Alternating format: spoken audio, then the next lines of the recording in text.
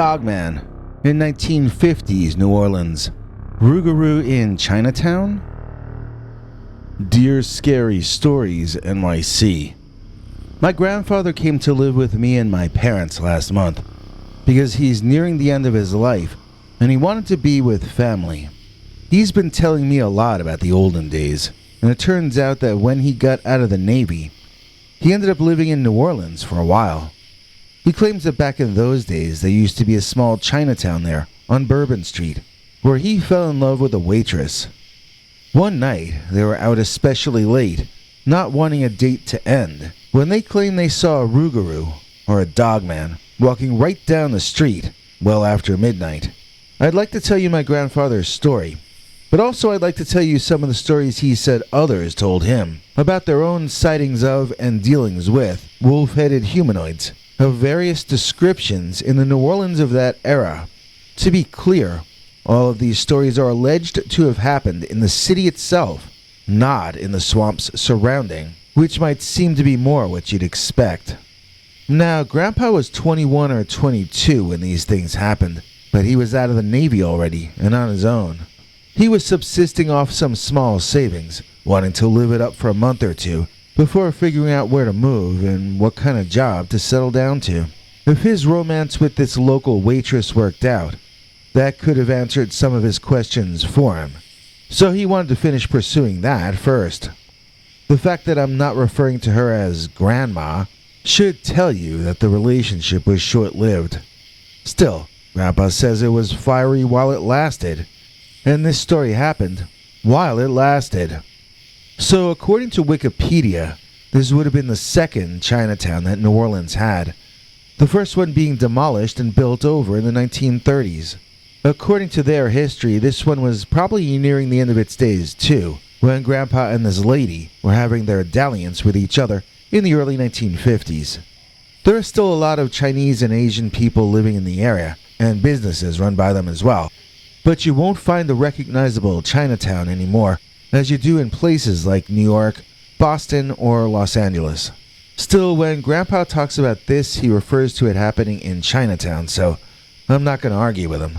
The waitress he was dating worked at a Chinese food restaurant, so he was immersed in that generation's version of New Orleans Asian culture for that month or however long he was there. And it was literally on Bourbon Street itself that he claims he and this lady not only saw, but had to deal with a particularly big and muscular, dog-headed beast man that his date called a Rougarous, but which Grandpa calls a werewolf. Could it have been the Lougarous? Or could it have been the Dogman? One of the first details Grandpa dropped was that the creature had thick fur all over much of its body, but it was entirely bald in some patches, such as on its belly. His first thought was that it might have mange, and this colored his thinking. Grandpa said that as a young man he was prone to getting himself in trouble, because he was unafraid to take on even the largest opponent. But the missing patches of fur made this beastman an untouchable in Grandpa's mind. He pulled his date back away from the monster, knowing that his only possible offense in this situation would be defense, because he did not want to physically touch this opponent. He didn't want himself or his girl getting whatever disease was making this animal's fur fall out. Although he insists he was mainly afraid of catching the mange, or leprosy or something, I have to assume that the sheer size of the creature must have also seemed off-putting to Grandpa. He said it stood up on its hind legs like we do, and that brought it up over 7 feet tall, maybe even taller than that. It must have looked like Bluto versus Popeye when comparing that creature to my grandpa. Now, when he started telling me the story, Grandpa said there was nobody out on the streets except for him and his girlfriend. But in the middle of the story, he starts to describe how other people were reacting to the presence of the creature on Bourbon Street. So I don't think the streets were empty, but I think they were fairly empty by New Orleans standards due to the lateness of the hour. And Grandpa was vague about how late it was too, and whether any establishments were still legally open. Of course, New Orleans has always been a place where there was a less than legal alternative present when legal options were absent, so I'm sure there were business transactions of various sorts still going on, no matter how late the hour. Although he never stated it explicitly, I think we can assume that Grandpa, and quite likely everyone else in this story, were a little loose. They had been partying in New Orleans, so I doubt they were very straight at that hour. For this reason, I tried to gently question my grandfather to see if he might have been exaggerating or enlarging the story, or the creature, in any way. For instance, when he said it was missing patches of fur, I asked if it could have been tears in a werewolf costume. He did not take kindly to that suggestion at all. He insisted again that this was a living creature, and that it was too big to be a man anyway. So then I asked if it might have been a bear, since bears with manes do thin out and begin to look more like canine than ursine creatures. Grandpa scoffed at the idea of this being a bear of any sort. Bears, he told me, don't walk like this creature walked. They can barely stay balanced when they walk. But this thing swaggered down the block. It had a bad attitude, and it was not a bear. Then he asked me how many bears have six-packs. This thing had gone bald on its belly, as I believe I mentioned earlier, and he said you could see his six-pack on full display. It was a massive monster of a man thing, and it was not in any way any kind of bear. Grandpa is quite definite about that. So the story is that the creature man was walking down the middle of the street, on Bourbon Street, like he owned the place, when he noticed that my grandfather and his girlfriend were looking at him. He supposedly dropped to all fours, bounded over the front end of a car, and landed on the sidewalk in front of them, in a sort of three-pointed crouched down position. When bent down like that, his eyes looked directly into my grandfather's eyes from only a few feet away. Grandpa told me he was close enough to smell this guy's dog breath. His girlfriend was standing behind him, too afraid to run away, in her tall party shoes. For some reason, this beast was really mad at Grandpa, and he shouted at him. I asked what that meant, to be shouted at by a dogman. Did he mean it barked? Grandpa thought about it and said, well, you could call it a kind of a barking, but whatever you called it. The dogman was extremely unhappy with me for some reason. In the many years since this event, it dawned on Grandpa that the animal might have been extremely lost and agitated as a result. He was probably frightened to find himself in a human settlement, especially one presumably lit up in neon, as many Chinatowns traditionally were in the 20th century. That must have been a very alien landscape for a dogman. On the other hand, what if this was a Rougarous or a Lougarous? What if it was a sorcerer who performed a magical spell to become a werewolf? Everyone in New Orleans has heard about those kinds of upright wolves. They're really men. Could the beast threatening my grandfather back in the 50s have been a sorcerer and not a natural animal at all? If so, what had my grandfather done to inadvertently infuriate this sorcerer? He and his girlfriend kept backing up and backing up as the creature kept slowly advancing forward toward them, interrupting his forward movement from time to time to scream like a madman at my grandpa. An old man ran out of some doorway at them, urging them to run from the beast. Then, an old woman, presumably the man's wife, ran out of the same door, shouting at him in Mandarin and dragging him back inside. Elsewhere, a lady of the evening had her negotiations with a potential client interrupted by the bellowing dogman or Rougarous, driving off in a hurry and leaving her behind. The guy was doing what my grandfather only wished he could do, and that would be getting away from this 7 or 8 foot tall mountain of muscle, teeth, and fur. Suddenly, Grandpa found himself being dragged by this woman, much as the other man had been. And then he found himself pulled inside the same door those two had passed through before him. It turned out it was a large kitchen behind the restaurant, and his girlfriend knew these people somehow. She laughed at Grandpa that soon they would be on the next street over, and that Rougarous wouldn't even know what happened. But as soon as she had finished gloating, a big crashing sound came from that large kitchen behind them. and then another, and another, mixed in with the screams of humans and the bellows of a certain muscle-bound non-bear with a six-pack belly. So Grandpa and his girlfriend ran out the front door and made a run for the bus station. He didn't want to be liable for all the destruction they could hear the Dogman doing when they were leaving. And if any people were seriously injured by that creature, well, Grandpa didn't want to get blamed for any of that either. It was late enough at night that there weren't any buses for hours, so the two sat and discussed what they wanted to do. She didn't want to run away from New Orleans and her life, and she tried to convince Grandpa not to go as well. Some friendly strangers at the bus station overheard them talking about the Lougarous and told these two young people about their own experiences with such things.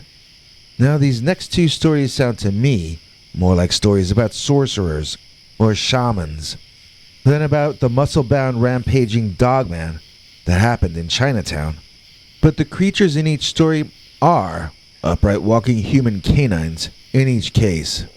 Grandpa said there was an old man there at the bus station with white hair and black eyebrows who told him that the sorcerers had been moving into the city because there was so much less hostility toward the use of this kind of magic after the war.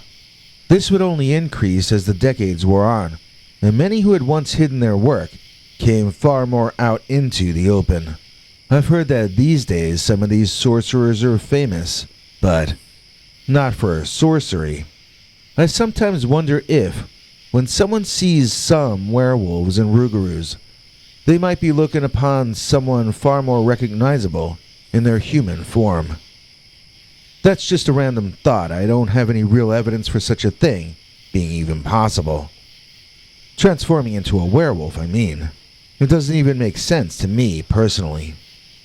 I mean, how could it actually even happen?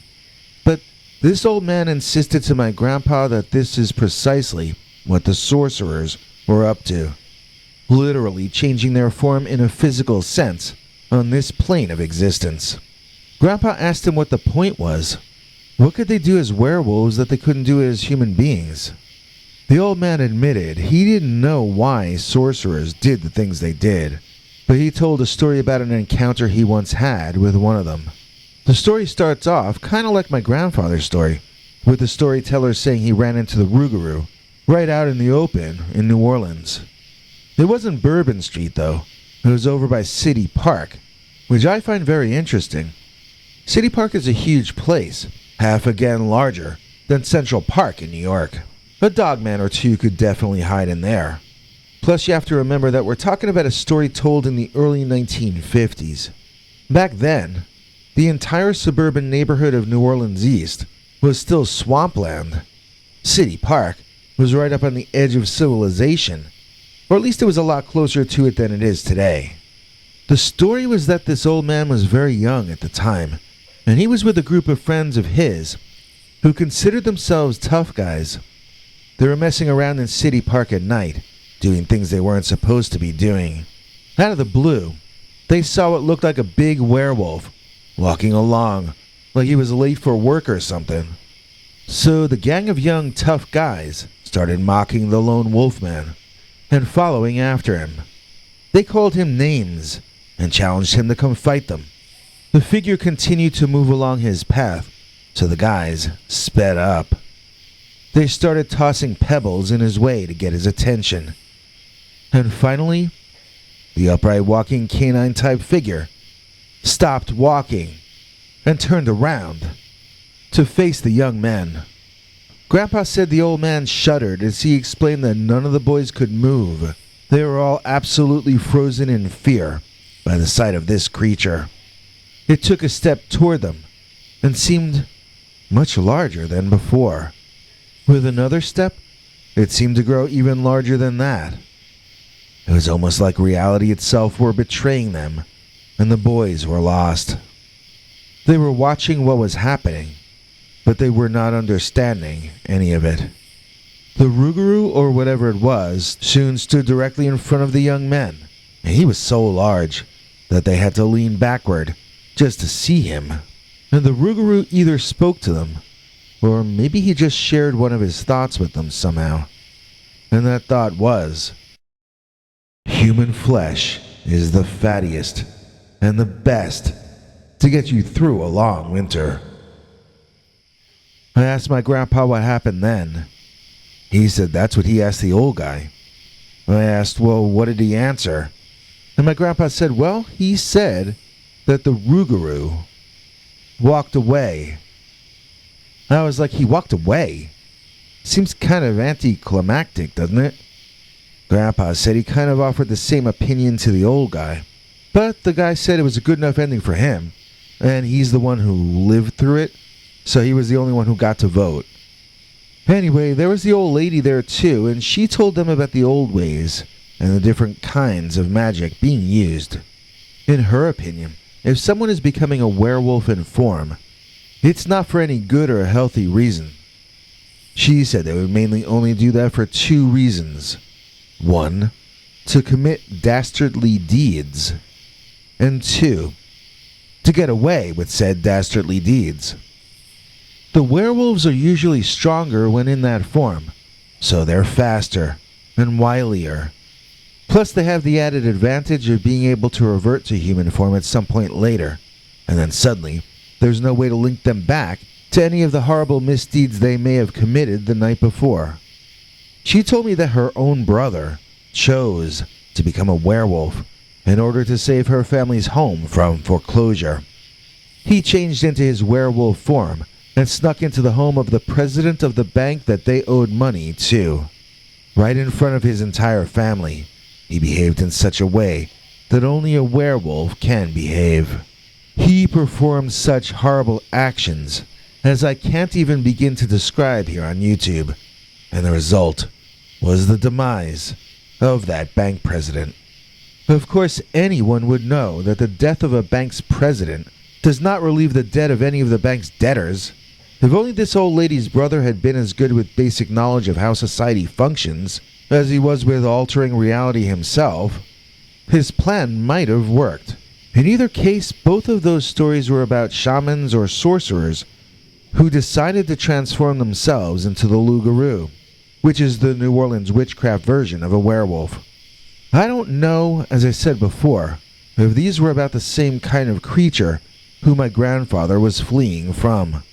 Grandpa himself, though, that night he had been convinced, and he had no doubt whatsoever, that he was fleeing a crazed shaman who he had somehow offended. His waitress girlfriend wanted him to stay, but those stories convinced him more than ever that he needed to flee New Orleans with just the money in his pocket and the clothes on his back. Grandpa told me he didn't know what a sorcerer was exactly, but he understood enough to know that he was scared of them. So Grandpa left that girl and New Orleans because of his fear of the Rougarous way back 70 or so years ago. I asked him if he ever had any other cryptid encounters, and he thought about it. Then his eyes brightened, and he said, only one other cryptid encounter. I shook Pete Rose's hand once in 1976. If you didn't get the joke, don't feel badly, 'cause I didn't either. I let Grandpa know that I had no idea Pete Rose, the famous baseball player, was a cryptid. Grandpa says that's because I've never seen him up close. Well, I'll just have to take his word for that. I tried asking him a bit more, but that was about all I could get out of him concerning Dogman in 1950s New Orleans. Rougarous in Chinatown? You know, the only reason this episode got made today was because of a kind donation from CS using our paypal.me/PeterBernard209 page. That's where you can make a direct donation that I can receive immediately and put directly to work buying me a potato and a cup of coffee so I can keep working. Of course, CS's donations are on another level from that, and this is why we call her Supervising Producer. If you would like to take some of the burden off her shoulders and help our channel stay afloat, then just check out these next words from our international TV spokesmongrel, Henry Lee Dogman. Hank. Thanks, Biggie, and thanks to all of you for watching this far. If you liked it, please click like. If you'd like to see more of our work, please subscribe. And also click that bell icon if you'd like to be notified when we put out a new episode. To become an executive producer, you can donate to us through the thanks button under each of our videos or through our paypal.me/PeterBernard209 page. To receive cool perks like secret uncensored Dogman episodes far too wild to ever run on this channel, you can become a YouTube channel member by clicking the join button, or join our PayPal subscribers club at peterbernard.com. Joining either at the $3 a month level or above gets you access to our over 25 hours of secret uncensored Dogman stories available nowhere else. Do you have a scary story about Dogman or some other kind of high strangeness that happened to you? Let us know by emailing us at scarystoriesnyc@gmail.com or by leaving us a voicemail message at 804-LA-SCARY. You may need to call back on that one. It cuts off after, I think, 3 minutes. And if you don't want to do any of that stuff, thank you for simply watching to the end. Good night, and have a scary tomorrow.